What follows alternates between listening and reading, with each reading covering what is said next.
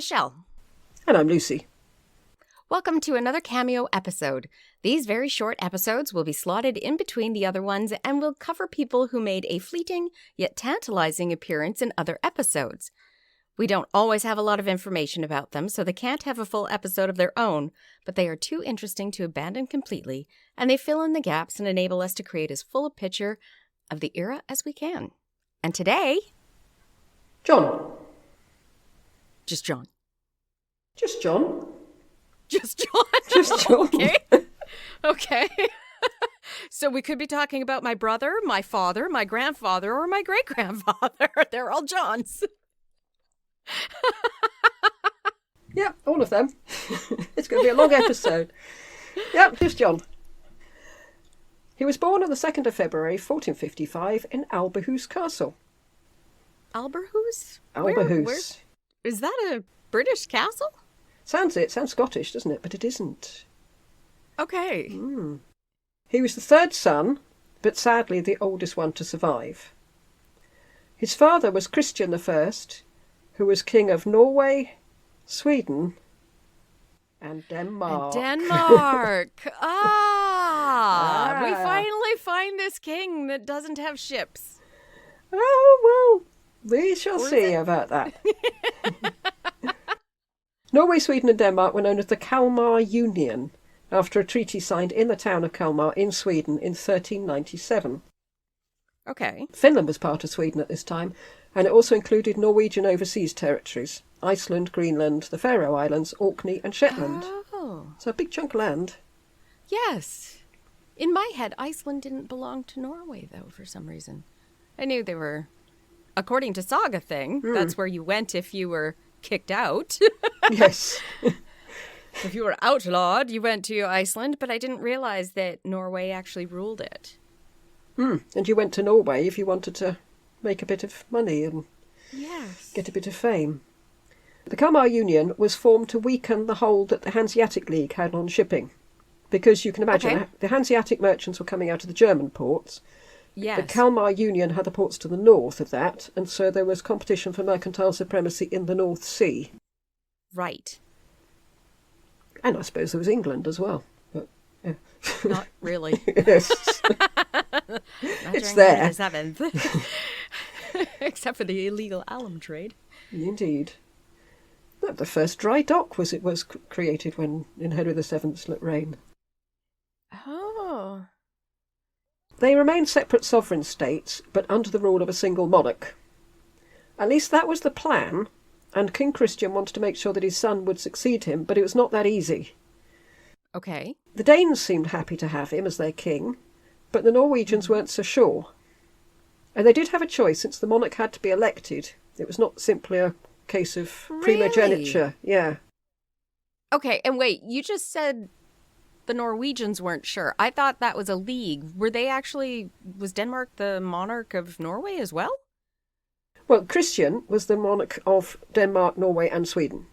The whole it's caboodle. not just a league. He's a whole country, basically. A king over all three. They're separate, but there's a king over all three. At least there was during Christian's time. But then... That's not confusing at all. What? I'm sure they understood it. I suppose they could make their own domestic rules. Okay. But... So maybe like the Commonwealth. We technically have the King of England right now for Canada, but we don't follow British law. Maybe? I should think so. And it makes you a stronger element, especially if you're wanting to fight the Hanseatic League. Yes. Yeah, united we stand, divided we fall. On the death of his father, John became King of Denmark, automatically. But in Norway, the council took over ruling themselves. Okay, so he wasn't elected in Denmark, but he was elected to... They were happy to have him in Denmark. Okay, so they just chose him. Yeah, Norwegians said, no, we don't need him. And I don't know if it was anything personal, because they weren't actually holding out for something better. They hadn't got better plans. They just wanted to demonstrate their independence, really. In 1483, a meeting was called to include the councils of Denmark, Norway and Sweden. For some reasons, Swedes didn't turn up. But Norway and Denmark drew up a document itemising the terms for John's election. Okay, so what he could and could not do. Yeah, you can be king, but you've got to follow the rules. Our rules. And John must have agreed to this because he was crowned in Copenhagen and Trondheim in a ceremony called a hand fastening. Now, I've heard of hand fastening. Sounds like marriage. Yeah, I've heard of hand fastening as a form of marriage, yes, because it's very popular in Glastonbury, just up the road. But yeah, you tie their hands together. Yeah, I presume it's any sort of union.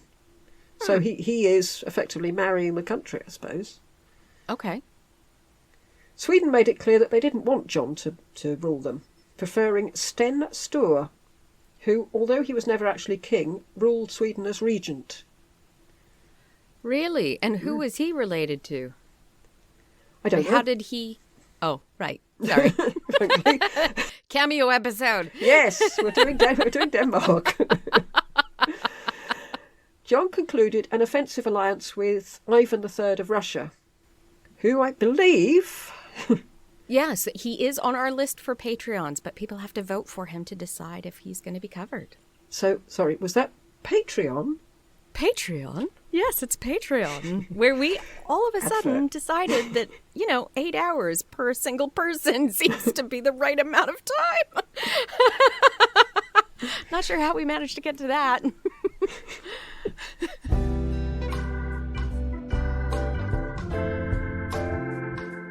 Tudoriferous Patreon. I wear nothing else. Ivan III of Russia, incidentally, was on good terms with Maximilian, and they called each other brother. Oh, poor Henry. Which goes to show that Maximilian at least knew the King of Denmark once removed through Ivan. Although whether he met personally, I couldn't find out, since most of the information about John is in Danish, Swedish or Norwegian. Yes, we need somebody to read those records and tell us if Maximilian even talked to him. Because from Maximilian's point of view, no, we couldn't find anything. He's just saying he's going to give you ships. Yes. What? Together, Ivan and John weakened the Hanseatic cities. Ivan imprisoned Hanseatic merchants, while John sent Danish privateers to harry Hanseatic shipping. Oh, so Queen Elizabeth wasn't the first to use privateers. Oh, I doubt it. Well, this was before her. Yes. She's not even born yet. No. And the main reason for this that I could see was to give the advantage to Danish and Russian merchants. Which makes sense. Yeah. Why would you give an advantage to somebody else? No, it doesn't sound very moral, but it makes sense. Like Henry VII and Isabella of Castile, John employed people of merit. Oh. And, as with Henry VII and Isabella of Castile, this really annoyed the nobility, since some of these merit-worthy people were commoners. I just spit out my teeth. Having learnt a little of his personality, I wondered if he preferred the company of commoners. Because it makes sense to surround yourself with people you can get on with. Yes. But his greatest achievement, and the one the most pertinent to our knowledge of the man, was that he built a first-class Danish navy. He had boats. He had ships. He's got them, whether he was How offering many? them. Was it a fleet or fleetette? It's a navy. That's got to be bigger than a fleet. Full on. Yeah. Well, yes. I imagine a navy's made up of a few fleets. Ideally. think so. Ideally. Yes. But whether he promised to use them to help Edmund de la Pole, we'll probably never know. We desperately need somebody who can read Danish. Yeah, Maximilian said he did, and that's good enough for me. It is not good enough for me. In 1490, John agreed to join Pope Julius's crusade against the Ottoman Turks. And I believe this is the first time Scandinavian troops were going to be part of a crusade. They did not show up when I was doing Mehmed for our Patreon either.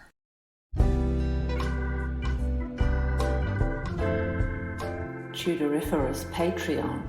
Cool, fizzing, and so refreshing. Ah, right. I was just wondering if maybe that's the first time they were officially part of a crusade with the backing of the monarch, rather than freelance. There may have been mercenaries, but I didn't even find mercenaries from Denmark. Well, Well, you wouldn't have, because just like everyone else, he then sent a note to the Pope asking to be excused. He had too much going on at home that he needed to sort out. It wasn't that he wasn't keen. He was very keen. But, you know how it is. He just couldn't find a window in his busy schedule. So, I play canasta on Saturday. Yes. And I'm washing my hair. Anyway, good luck with it all, but we won't be there. Oh, jeez. The Pope must have got loads of these letters, thinking, oh, God, it's a bit like, organising a party and finding that no one's coming. Yeah. And you don't want unwilling people to be there. That never works. You need people to be 100% committed. Yeah. And they really weren't. By that, were I they? don't mean insane. Although that might help. In 1495, John had had enough of Sten Sture ruling Sweden. He sailed to meet with Sten, but unfortunately his flagship caught fire, and he wasn't on it. He was fine, but they turned round and went home. I think it's a bit humiliating if you arrive and your flagship has sort of blackened. Oh, jeez. But he was back 2 years later when he met and defeated Sten at the Battle of Rotebro. And I'm saying Rotebro, but I did look it up on Google Translate, and it's sort of... Oh! So, it just seemed like a... So the League is basically now just Norway and Denmark, because Sweden is now fighting Sweden them. stepped out, yeah. Okay. John's victory was inevitable, since he had been conducting a campaign to win the hearts and minds of the Swedish nobility for some time. So Sven? So they ought to be called Sven. So Sten was pretty much left in the lurch. However, there was no hard feelings. John was made King of Sweden, but Sten was second in command. Really? That's unusual. It's unusual, but it makes sense, because he knows Sweden. He's done it. Yes. He's done it. So Yes. presumably he was our man in Sweden, since John had 3 kingdoms to deal with. So Yeah, but we just went through an entire War of the Roses thing where keeping the old king alive was such a bad idea. Yes. Does this work? Well, not as such. Because John's failed bid to take over Schleswig-Holstein, and I did look up the pronunciation for that as well, severely weakened his standing, and the Swedes decided they didn't really want a loser for a king, and so deposed him in favour of Sten Sture. Oops. Well, John wasn't going to take this lying down, and the Dano-Swedish... I like Swedo better. The Dano-Swedish War kicked off in 1501 and carried on till 1512. Ooh, that's a long one. Long after Sten Sture had died, yeah. Wow. Although John went back to Denmark at the beginning of the war. Okay, take care of this for me. Well, precisely, with his mistress, Oh. leaving his wife, Christina of Saxony, at the Tre fortress, apparently as moral support for his followers. Oh my goodness. Yes. Failure. I don't think she was the slightest bit taken in by that excuse. No. Although we think of this as being bad, but maybe she hated him and this was awesome. No, it wasn't awesome. Oh. It really wasn't awesome. Oh. Between September 1501 and May 1502, the Tre fortress was besieged by Sten Sture, and apparently this was a really grim siege. There had been 1,000 men in the garrison. By the end of the siege, there were 70. What got them? Disease or famine? Both plague and famine. Oh, and you can't even run away. No. Well, it's all right. John and his mistress were well out of it. Oh, goodness sake. Christina surrendered to Sten and was then kept in a convent until she could travel back to Denmark. John sent a ship for her, but Sten refused to hand her over. I'm not sure whether he liked her a lot or whether he was just being bloody-minded. It wasn't until 1503 that he escorted her personally to the Danish border and handed her over to her son Christian. Once she got back to Denmark, she lived separately from John. She had her own Yes. court. Yes. Who can blame her? Nobody. No. Nobody at all. She was very pious and founded several convents. And she was a great commissioner of art and music. And, rather gratifyingly, she outlived her husband by 8 years. Oh, good. Yeah. Eventually, the Swedes agreed that John could be their king after all, as long as he wasn't crowned, and as long as he never set foot in Stockholm. Oh, you can have your face on the postage stamp. Yes. Be happy with it. But that was 1509, and the war went on for a further 2 years. And this was where John's great navy came into place, since it, alongside Scottish privateers, was pitted against the joint navy made up of Sweden and the Hanseatic League. And the Hanseatic League was making a last-ditch attempt to protect their rule of the North Sea because they were waning by this point. And we will do an episode on the Hanseatic League because they're quite an interesting lot. Okay. John died on the 20th of February 1513. I haven't got a lot of information about him, I'm afraid. Well, there's loads in Danish, but... And he died where he was born, in the Alberhus Castle. He had been thrown from his horse. We've seen a lot of that, haven't we? Yes. He was buried in a Franciscan friary in Odense, and his wife Christina commissioned Klaus Berg to build a truly stupendous altarpiece that's now in St. Canute's Cathedral in Odense. And there's a picture of that if you want. I've sent you some images. Is St. Canute is not the same Canute, is it? I don't know. I should imagine it might be a common name. I hope so. Because that Canute, I don't Wasn't really very think he was saintly. saintly. No. But if you look at the picture, you'll see that the picture doesn't show it in detail. Oh, wow. That is detailed. Is that real gold? Oh, I should think so. You don't skimp on these things, do you? Wow. Yes, it is bling, isn't it? It's just gold, Very. gold. Yeah, that's making a Look at the statement. detail on the fingers and the hands. Miraculously, it survived the iconoclasm of the Protestant Reformation. Maybe it just wouldn't break, I suppose. So they kept bashing it. Christina was buried next to her husband.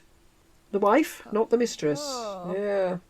Both bodies were moved to St. Canute's Cathedral when the friary was demolished. John and Christina had 4 children. Christian, Francis, Elizabeth, and Knud. I'm sure Knud's a One of lovely these name. things does not.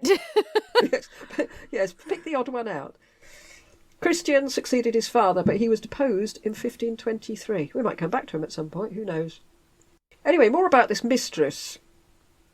Her name was Idila Janskig, and she was one of the Queen's maids of honour, and she went with her to Stockholm in 1499. Rumours started doing the rounds that she and the king were having an affair. She used his personal slave, for one thing. Oh. Okay. I suppose it's not usual for maids of honour to use the king's sleigh, is it? Oh, slay. I thought you said slave. Oh, no, sleigh. Okay. This affair was used by John's opponents to discredit him.